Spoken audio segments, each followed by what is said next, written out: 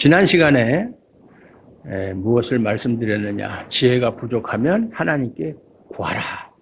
구하면 주시리라. 이걸 말씀을 드렸어요.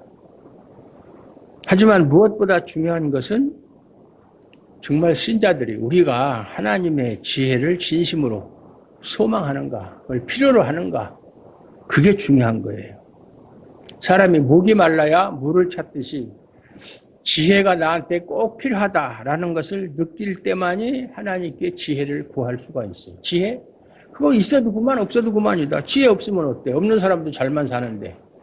나는 그 지혜보다는 어떻게 하면 이 세상에서 잘 살 수 있나, 행복하게 살 수 있나, 이렇게 생각하는 사람은 지혜를 구하지 않죠. 그게 중요한 거예요. 지혜의 필요성을 느끼지 못한다. 그러면서도 하나님 저에게 지혜를 주시옵소서 이렇게 기도하는 것은 그건 가식적인 행동입니다. 지혜가 필요하지도 않으면서 그 지혜에 대한 갈급함도 없으면서 지혜를 달라고 성경에서 그렇게 하라고 하니까 그렇게 기도하는 것은 가식적인 행동이다. 하나님이 참 싫어하시는 거예요. 그것이. 왜 신자가 지혜를 구해야 됩니까? 신자가 지혜를 구한다면 지혜가 없이는 살아갈 수 없는 세상을 알기 때문에 그래요. 세상 현실을 보면 하나님이 우리에게 주시는 지혜 없이는 살 수 없는 것이 세상이다. 물론 세상 사람들은 하나님을 알지 못하니까 하나님이 주시는 지혜 이런 건 알지도 못하고 알지 못하니까 그것에 대한 필요성도 모르는 거예요. 그러니까 하나님께 구할 수도 없죠. 그러나 신자는 정말 이 험악한 세상 속에서 죄가 만연한 이 세상 속에서 우리가 정말 하나님의 뜻대로 살기 위해서는 하나님이 주시는 지혜가 필요하다. 그걸 알기 때문에 지혜를 구하게 되는 거예요. 여기 살다 보면 시험을 만나잖아요. 시험을 만났을 때 더욱더 필요한 것이 뭐냐? 하나님의 지혜다. 시험을 자기 힘으로 그것을 극복할 수가 없어요. 인간은. 그래서 신자가 정말 믿음대로 세상을 살고 싶다. 그런 생각은 다 가지고 있을 거예요. 난 정말 내 욕심대로가 아니라 하나님께서 나에게 주시는 그 믿음대로 정말 하나님이 기뻐하는 삶을 살고 싶다. 그런 생각은 다 가지고 있을 거예요. 그럴 때 만나는 것이 시험이다. 라고 지난 시간에 말씀을 드렸어요. 왜냐하면 이 세상의 현실은 우리가 사는 이 세상은 하나님이 우리에게 주시는 믿음의 방식대로 사는 것을 용납하지 않아요. 우리가 예수를 믿는다고 직장 생활하는데 왕따 당하지 않아요. 교회 다닌다고 해서 왕따 시킬 사람은 없어요. 단 그 사람이 살아가는 삶의 방식이 믿음의 방식대로 살아가려고 할 때에 사람들한테 따돌림 당하는 거예요. 왜? 자기들과 추구하는 목적이 다르고 살아가는 방식이 다르니까. 그냥 교회 나가면 나가는 거지. 왜냐하면 주일날 어차피 출근도 안 하고 그 사람하고 만날 일도 없는데 주일날 그 사람이 교회를 가든 등산을 가든 낚시를 가든 자기하고 무슨 상관이 있어요. 그래서 하나님의 지혜가 없이는 시험을 이길 수 없음을 알게 되고 그걸 아는 사람만이 하나님의 지혜를 구하게 된다. 필요를 아는 사람만이 지혜를 구하게 된다. 그래서 하나님이 그에게 지혜를 주실 때 지혜로 말미암아서 믿음의 길을 가게 된다. 그 말이에요. 하나님이 주시는 지혜가 없이는 믿음의 길을 갈 수가 없어요. 그래서 오늘 읽은 9절에서 10절까지의 말씀을 보면 낮은 형제는 자기의 높음을 자랑하고 부한 자는 자기의 낮아짐을 자랑할지니 이는 그가 풀의 꽃과 같이 지나가매라. 화무 11홍이라고 그러죠. 아무리 꽃이 아름다워도 열흘을 못 간다. 엊그저께만 해도 우리 동네에 제가 사는 동네가 산속은 아니지만 시골이니까 주변에 벚나무가 많이 있어서 벚꽃이 막 활짝 폈다가 한 2, 3일 지나면 그냥 오늘도 오는데 그냥 바람이 불으니까 완전히 그냥 비처럼 꽃비라고 그러나요? 그 뭐라고 그래요? 그 꽃잎이 다 날려가지고 눈 오는 것처럼 불과 2, 3일이면 다 없어지고 말아요. 그러다 비 한 번, 내일 모레 뭐 화요일 날인가 어제 비 온다고 그러는데 비 오고 나면 이제 다 없어져 버리는 거예요. 한때는 그냥 사람들이 그것 때문에 얼마나 있어요. 뭐 진해인가 어디에 뭐 서울도 그렇고 벚꽃놀이 한다고 그래도 잠깐 피었다가 없어지는 것이다. 꽃만 그럽니까? 권력도 그렇고. 그래서 이 세상에 있는 것은 다 유한한 것이고 순간적인 거예요. 그거를 여러분 나이 정도면 그거 좀 깨달을 때가 됐잖아요. 깨달아야 돼요. 젊었을 때는 무언가를 자꾸 움켜쥐려고 하지만 나이가 먹으면서 하나씩 놓는 훈련을 해야 돼요. 놓아야 돼요. 네. 나이가 먹으면서도 그런 것을 포기할 줄 모르고 자꾸 움켜쥐려고 하고 하는 것은 노욕이라고 그러죠. 노욕. 참 수치스럽고 보기 흉한 것이 노욕이에요. 나이 먹으면서 욕심 부리는 거. 네. 있던 욕심도 버려야 되는데 점점 그런 사람들이 많잖아요. 그런데 세상 사람은 그렇다고 치고 이 교회에 있는 사람들이 특히 목사들이 그런 노욕을 부리는 걸 보면 정말 부끄럽다. 제 자신이 부끄럽다. 뭐 제가 그런 건 아니지만 그래서 뭐 유행가 가사에도 있듯이 늙어가는 것이 아니라 익어가야 되는데 사람이 인생이 나이가 먹으면 먹을수록 낮아질 줄도 알고 놓을 줄도 알고 겸손할 줄도 알고 그래야 되는데 어떻게 나이가 먹을수록 그렇게 더 젊었을 때보다 더 그렇게 욕심을 부리는지 예? 참 이해할 수가 없다. 그래서 하나님이 참 잘 만들어 놓은 것 같아요. 나이가 먹으면 기운도 아까도 우리 김봉훈 집사님이 얘기했는데 나이가 먹으니까 힘도 떨어지고 딱 그렇게 되는 거잖아요. 근데 만약에 제가 지금 70대인데 20대처럼 그렇게 힘이 넘쳐나면 그 사고치기 딱 좋죠. 예? 안 그래요? 예? 어디 가서 조금만 좀 누가 시비 걸면 힘이 있으니까 한바탕 하려고 그러고 또 다른 이성의 유혹 같은 것도 그렇고 나이가 먹으면 모든 것들이 다 이렇게 줄어들으니까 얼마나 편하고 좋아요. 하나님이 이렇게 만들어 놓은 거예요. 내일 모레 죽을 사람이 그렇게 욕심 부리고 있다가 그 욕심대로 살면은 그 결말이 어떻게 되겠어요? 참 하나님이 참 잘 만들어 놓으셨다. 그런 생각이 들어요. 여기서 말하는 낮은 형제는 어떤 사람을 말해요? 사회적으로 지위가 낮은 사람을 뜻하는 거예요. 정말 민초예요, 민초. 아주 서민, 별 볼 일 없는 사람들. 소위 돈 없고 힘없는 사람들이에요. 흔히 우리가 말하는 돈 없고 백 없는 사람들. 야고보 사도는 이들에게 자신의 높음을 자랑하라고 말하는 거. 어떻게 아무것도 없는데 돈도 없고 힘도 없는데 뭐가 있어서 높음을 자랑하느냐. 좀 아이러니한 얘기 아니에요? 사회적으로 낮은 위치에 있는 자들이 자랑할 것이 뭐가 있겠어요? 뭘 자랑하겠어요? 그런데 야고보 사도는 낮은 형제들은 자기의 높음을 자랑하라. 뭐가 높은 것인데 이들이 높음을 자랑하려면 뭐가 있어요? 돈이 있어야 돼요. 돈이 있으면 좋은 차를 사서 그냥 몇 억짜리 차를 타고 다니면서 어디 가서든지 그냥 멋있다 이런 소리 듣고 목에다 힘주고 또 권세도 없고 이래야 자랑할 수 있는데 아무것도 없는 사람이 무슨 높음이 있으며 자랑할 거리가 있겠는가.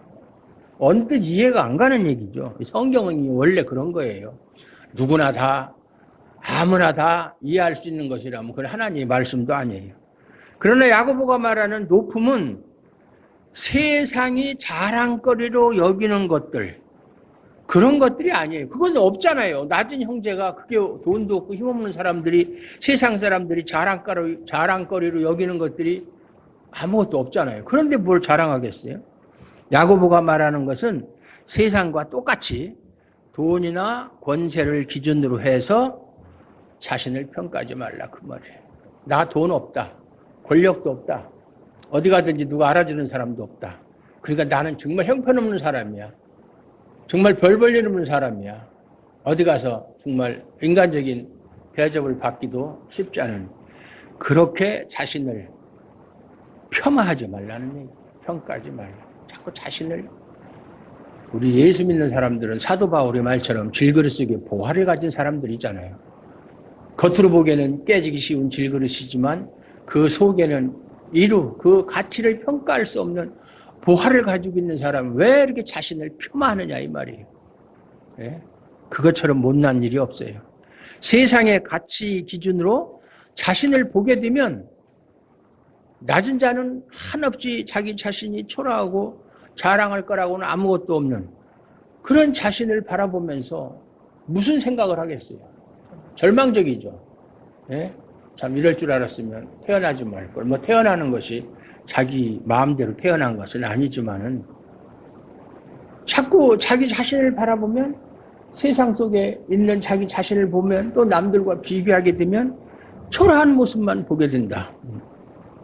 그래서 야고보는 세상은 힘 있는 자를 높이고 힘을 자랑하는 곳이 세상이 아니냐. 세상에서는 돈 있고 힘 있는 사람들이 자랑하고 그렇게 어깨에 힘주고 사는 것이 아니냐. 그러한 세상에서 오직 하나님 나라만을 자랑하라. 그 말을 하는 거예요. 우리가 자랑할 거. 돈 없고 힘 없는 사람이 자랑할 거는 돈을 자랑하겠어요? 권력을 자랑할 거 없잖아요. 그러니까 우리가 가지고 있는, 아까 얘기했지만 우리 속에 있는 보화, 하나님 나라, 예수 그리스도, 그것만을 자랑하라 그 말이에요. 그거는 뭐 자랑 아무리 많이 해도 지나침이 없는 자랑이에요. 여러분 하나님 나라를 소유했다는 걸 자랑합니까? 그걸 정말 자긍심을 가지고 그렇게 나는 누가 뭐라고 그래도 정말 귀한 존재다 그렇게 생각하십니까? 그냥 세상 속에 있는 세상 사람과 비교해서 누구는 어떻고 나 대학 동창은 어떻게 살고 뭐 출세를 했고 누구는 또 신랑 잘 만나가지고 참 행복하게 사는데 나는 이게 뭐야 뭐 이런 식으로 자기 자신을 폄하하면 안 된다 그 말이에요. 하나님의 나라는 돈으로 어린이 찬송가에 있는 내용처럼 돈으로도 못 가고 힘으로도 못 가고 권세로도 못 가고 그런 것으로 높임받는 곳이 아니에요. 하나님 나라에서 뭐 세상에서 돈 있고 힘 있다고 해서 하나님 나라에 갈지 안 갈지도 모르지만 그런 사람이 간다 해도 그곳에서도 그것 때문에 높임을 받는 곳이 아니다. 세상이 가치 있게 여기는 것은 하나님 나라에서는 쓰레기에 불과하다. 세상에서 남들 앞에 자랑하던 거 하나님 나라에 가면 아무 쓸모없어요. 쓰레기예요, 쓰레기. 하나님 나라에서 높임 받는 것이 뭐예요? 오직 의밖에 없어요. 의. 하나님이 주시는 의. 하나님이 우리에게 그리스도를 통해서 덧입혀 주신 의밖에. 그거밖에는 자랑할 것이 없고 그거밖에 높임 받는 것이 없다. 그리스도를 믿음으로 의롭다함을 받은 신자가 하나님 나라에서 높임을 받는다. 그 말이에요. 그러므로 하나님의 나라를 소망하는 신자에게 그리스도의 의는 자랑거리가 될 수밖에 없다. 개그맨들이 이런 소리를 하더라고요. 죽었어요. 죽었는데 자기가 천국 아니면 지옥에 갔을 거 아니에요. 근데 어디를 갔는데 눈을 딱 떠보니까 남편이 있더라는 거예요. 그럼 거기는 천국입니까? 지옥입니까?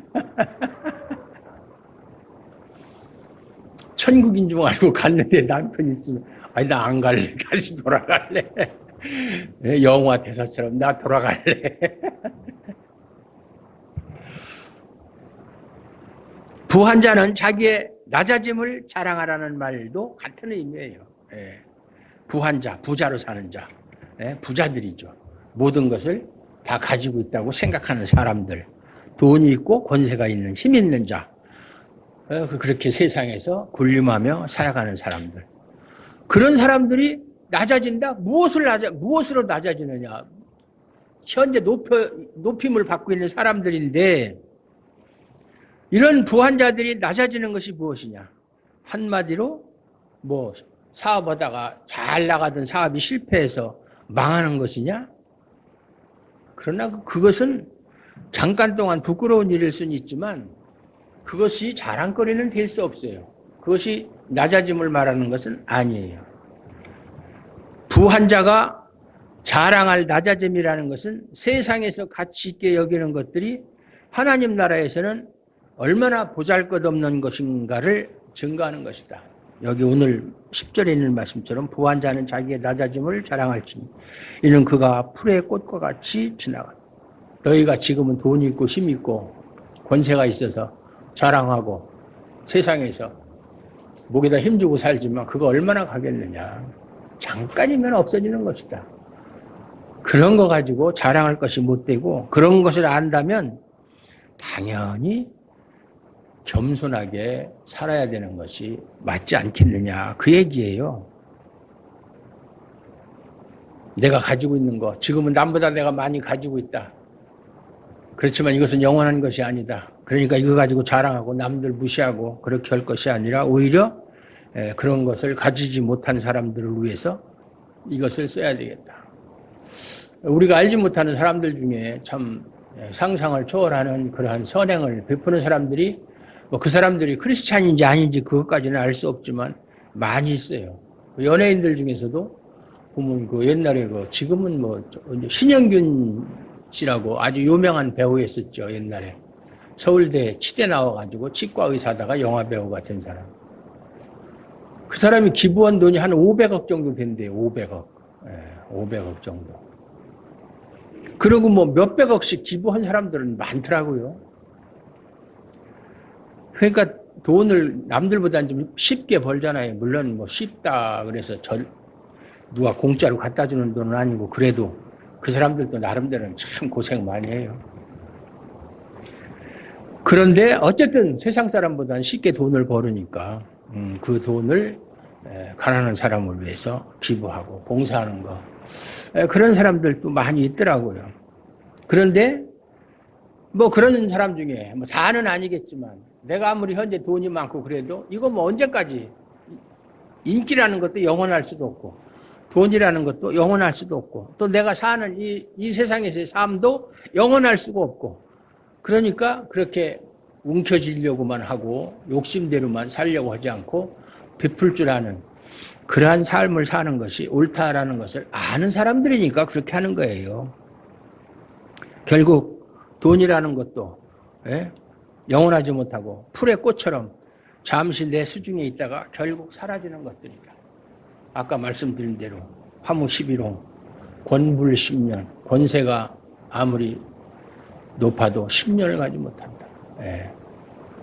요즘에 그냥 그 정치권에 있는 뉴스를 보면 요새 무슨 뭐다 해서 그렇게 회의를 많이 하고 사람들 불러다가 질의도 하고 그러는데 어떤 국회의원이 하는 말처럼 우리가 언제까지 국회의원 노릇 하겠으며 다음에도 국회의원 한다는 보장도 없고 너무 이렇게 목에 힘주고 그러지 말아라. 그게 맞는 얘기죠. 국회의원들이 죽을 때까지 국회의원 합니까? 현재까지 우리나라에서 제일 국회의원 오래 한 사람이 김영삼 대통령 하던 구선 9번이나 했어요. 제가 부산 서구에서 살았는데 거기가 지역구예요. 서구. 그 야당인데도 그냥 여당에서 나오면 상대가 안 돼. 9번이나 대통령을 25살부터 국회의원 노릇을 했으니까. 그 다음에 김대중도 그렇고 김종필 씨도 그렇고 김대중 씨하고 김영삼 씨하고 둘인가 그래요. 국회 역사상. 그렇지만 그 사람들 다 지금 세상에 없어요. 대통령까지 다 해먹었어도 지금 세상에 없어요. 그게 세상이에요.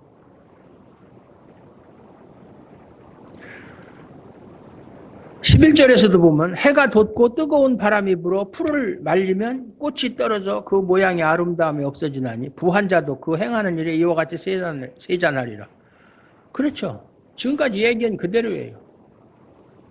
아무리 꽃이 아름다워도 햇빛 쬐면 당연히 그것이 시들게 되고 또 결국은 땅에 떨어져서 좀 전에 있던 아름다운 모습은 온데간데 없고 그런 것처럼 없어지는 것처럼 부한 자도 권세 있는 자도 누구도 그 사람의 삶이 다 이런 거예요. 가난한 사람이나 부한 사람이나 영웅 호걸이나 가난한 이름 없는 민초들이나 조금 반짝하고 살다가 없어지는 게 인생이잖아요. 오늘 야고보서에 뒤에 나오지만은 너 인생이 무엇이냐? 바람에 지나가는 안개와 같다. 그게 인생이에요. 우리가 아무리 가치를 두고 귀하게 여긴다고 해도 풀의 꽃처럼 귀함도 아름다움도 모두 사라질 때가 있고, 결국 세잔하고 마는 것이 세상의 이치라는 것이다. 그걸 말하고 있는 거예요. 이것은 자연적인 흐름이 아니라 세상을 주관하시는 하나님에 의한 법칙이에요. 그건 자연적인 현상 아니냐? 아니에요. 그건 하나님이 만드신 하나님의 법칙이에요. 즉 세상에 영원한 것은 없다. 해 아래 새 것도 없고 영원한 것도 없다. 그걸 지금 말하고 있는 거예요. 지혜라는 게 뭐예요? 바로 이러한 것을 깨닫는 것이 지혜예요. 우리가 상식적으로는 다 알아요. 뭐 이 세상에 영원한 거 없다. 아무리 힘이 있고 돈이 있고 그래도 뭐 잠깐 살다 가는 것이 인생이다. 그걸 상식적으로 모르는 사람은 없어요. 그러나 그것을 아는 것과 그것을 정말로 깊이 깨닫고 거기에 따라서 자기의 삶의 방식을 바꾸는 사람은 흔하지 않다 그 말이에요. 아는 것과 행하는 것은 다른 거예요. 세상이 아무리 헛되다는 것을 인정하는 것만으로 끝나는 것은 그건 지혜가 아니에요.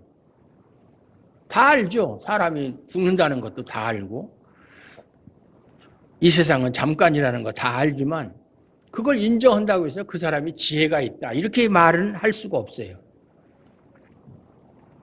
세상의 것이 헛되니까 세상을 의지하지 않고 헛되지 않은 영원한 것을 소망하면서 살아야 그게 지혜죠. 이것이 참된 지혜예요. 세상에 있는 것은 잠깐이니까 세상을 의지해봤자 아무 소용이 없구나. 그러니까 나는 잠시 잠깐 있다가 없어질 이 세상을 의지하지 않고 영원한 것을 소망하면서 살아야 되겠다. 이것을 깨닫는 것이 참된 지혜다. 그 말이에요. 결국 지혜는 세상의 현실을 보게 함으로써 영원하신 그리스도를 소망하게 하는 것이 힘이고 능력이다. 그 말이에요. 그것이 힘이고 능력이에요. 우리가 자랑할 게 뭐가 있어요? 예수님밖에 자랑할 게 없잖아요. 사도 바울은 정말로 학문도 뛰어나고 사회적인 지위도 높고 당시에 사내들인 공회원이었었고 만약에 그가 예수를 안 만났다면 정말 자기 스승의 뒤를 이어서 사내들인을 이끌어갈 지도자가 될 수 있었는데 나중에 예수 만나고 나서 고백한 게 뭐예요?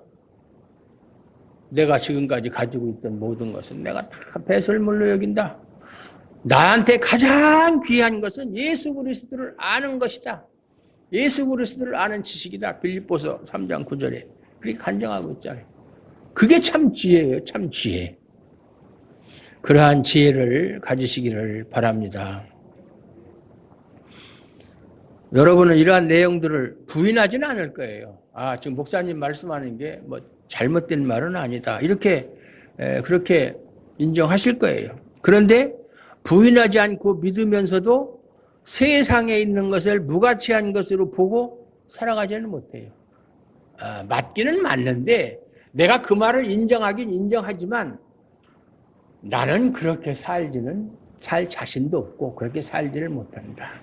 그게 현실이잖아요.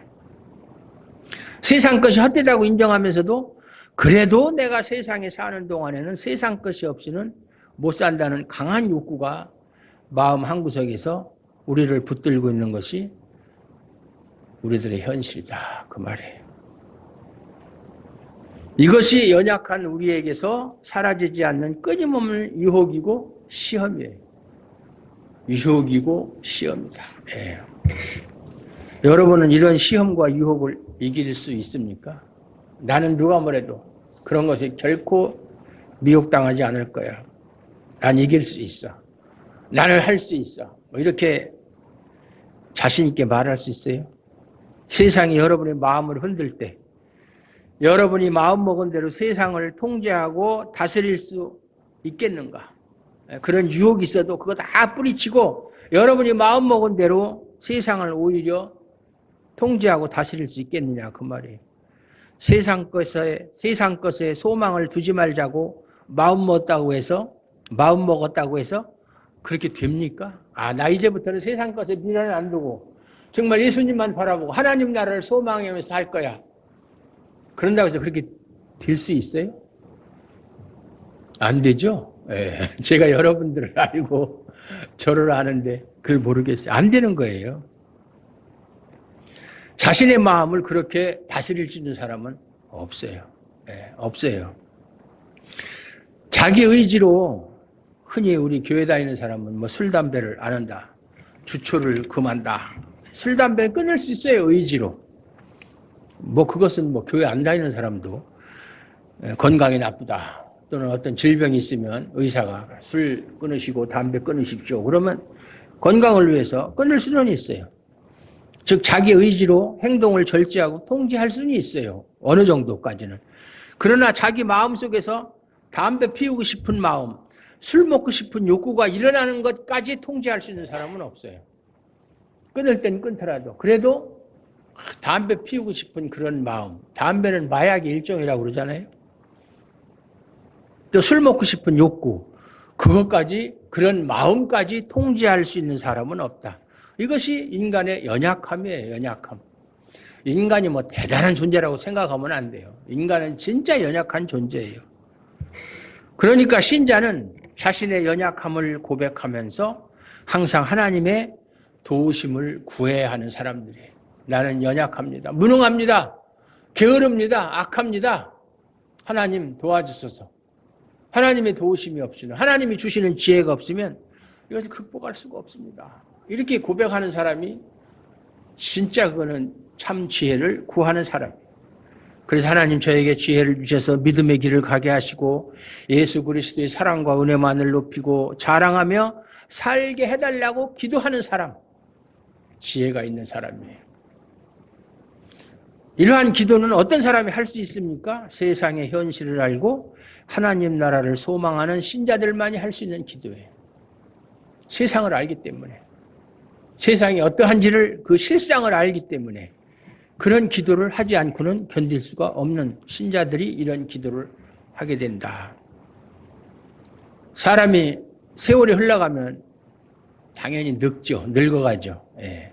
그냥 몸이 늙어가는 것은 뭐 세월이 흘러가면 자연스럽게 늙어가는 거예요. 그건 뭐 아무리 발버둥 치고 별짓을 다 해도 그거 막을 수는 없어요. 요새 보면 TV를 보면 홈쇼핑에서 뭐 주름 없애는 화장품 뭐 어쩌고 저쩌고 해봤자 그게 얼마나 효과가 있겠어요. 일시적인 효과는 있을지 모르지만.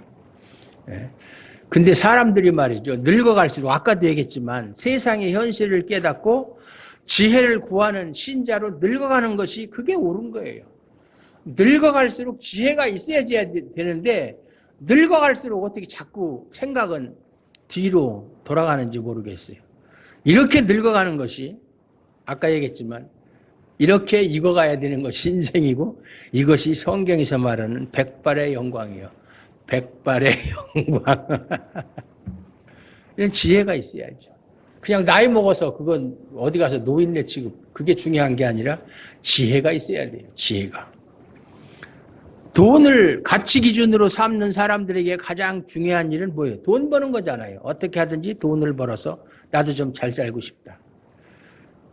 하나님을 믿고 예수를 믿는 것은 뭐 나중에 돈 많이 벌은 다음에 생활의 여유가 있을 때 믿어도 되지만 돈은 당장 벌지 못하면 그만큼 손해고 또 그만큼 불편하니까 돈을 빨리 벌어야 되겠다. 이런 생각이 가득 차 있을 거예요. 신자라고 해서 이러한 시험과 유혹이 없는 것은 아니에요. 신자도 마찬가지예요.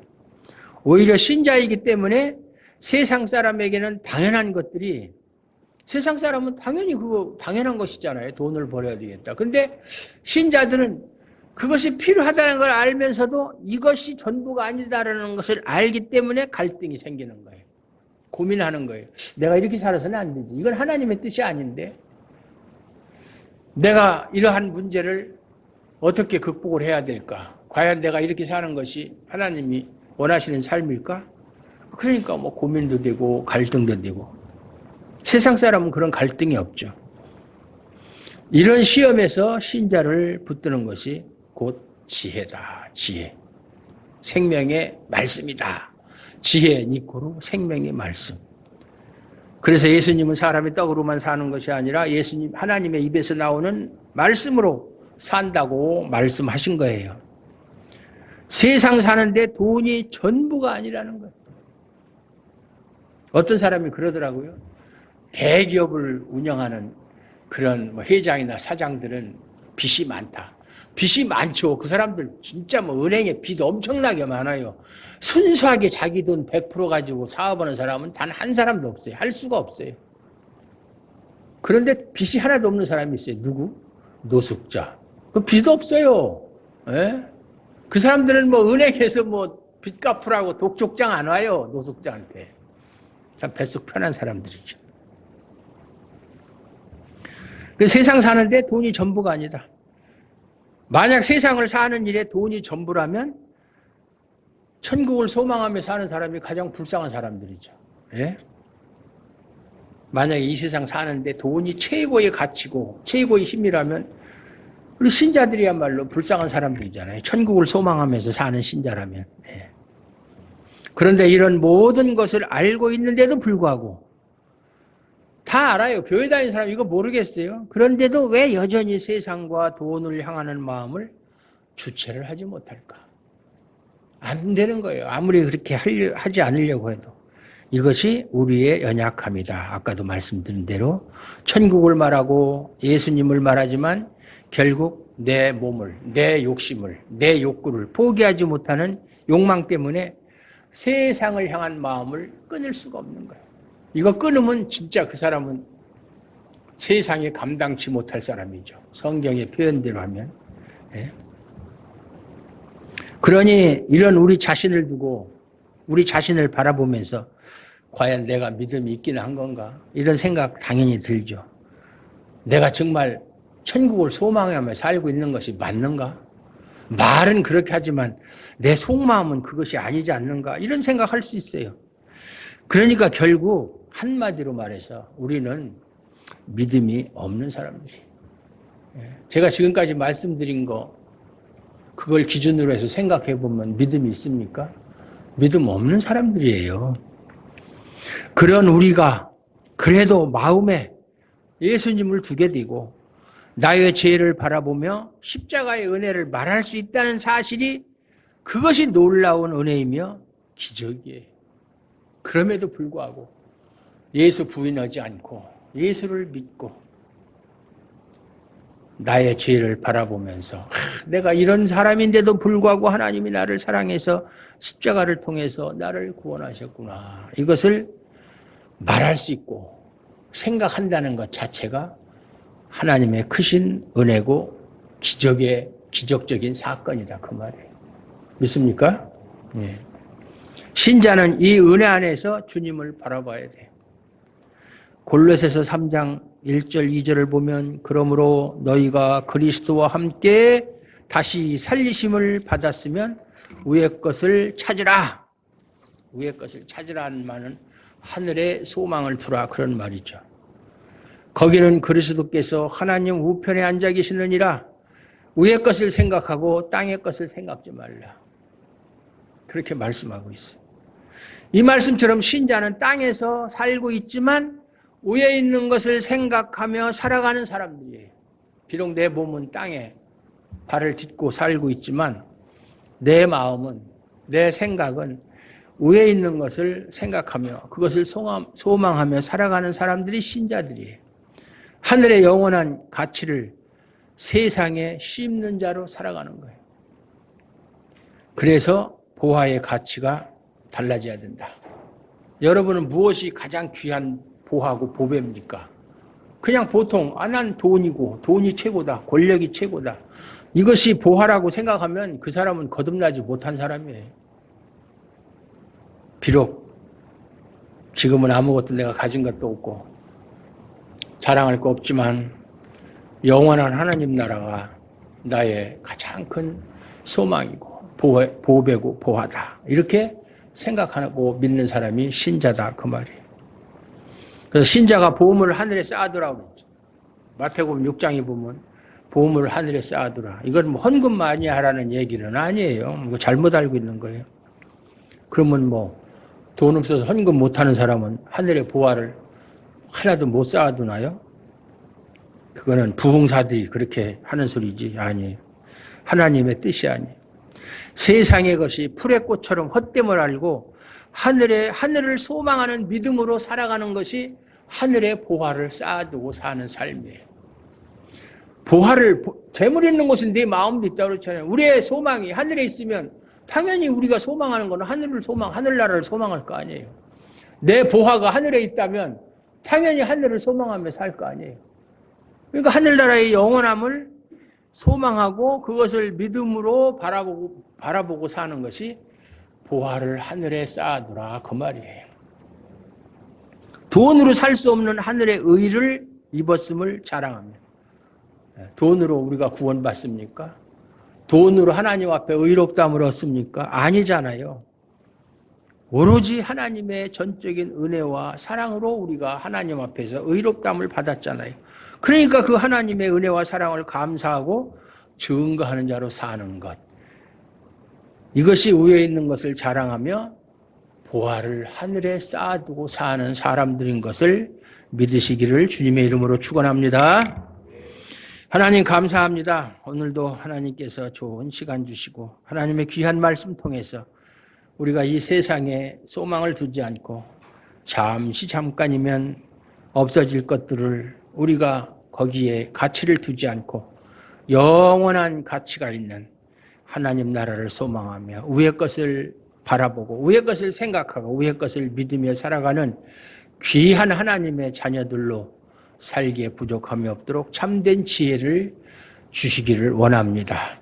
우리 주하름교회 모든 성도들이 이러한 참된 지혜로 가득 차서 하나님과 하나님의 의를 힘입어 참된 지혜를 구하며 살아갈 수 있도록 축복하여 주시옵소서. 예수님의 이름으로 감사드리옵고 기도하옵나이다. 아멘.